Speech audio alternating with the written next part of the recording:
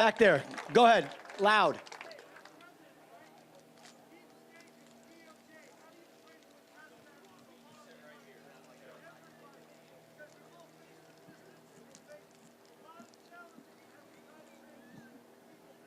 You're right. So this is the answer. This is a debate we face. Thank you for projecting. That's powerful.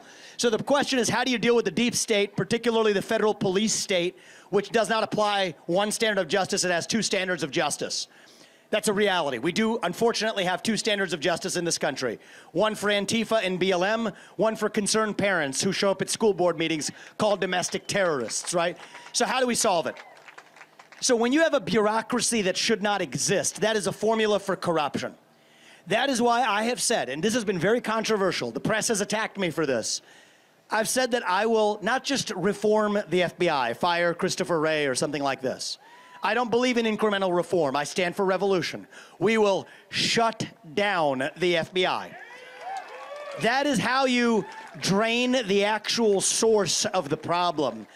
But I also want to tell those of you who think, does that sound extreme? Is this guy a little crazy, a little bit of a young lunatic here? Actually, it's deeply practical. And let me explain to you why. There's 35,000 employees at the FBI. Nobody's offered this kind of detail before. The detail matters. You guys are Iowa, you can handle it. 35,000 employees.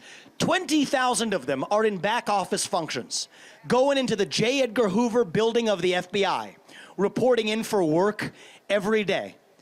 They should find honest work in the private sector, and under my watch, they will. There's 15,000 good people on the front lines. We're going to reassign them to the U.S. Marshals, to the DEA, the Drug Enforcement Agency, to the Financial Crimes Enforcement Network. They're much better at fighting crime, much better at stopping the child sex trafficking rings in this country. The U.S. Marshals are way better than the FBI at that.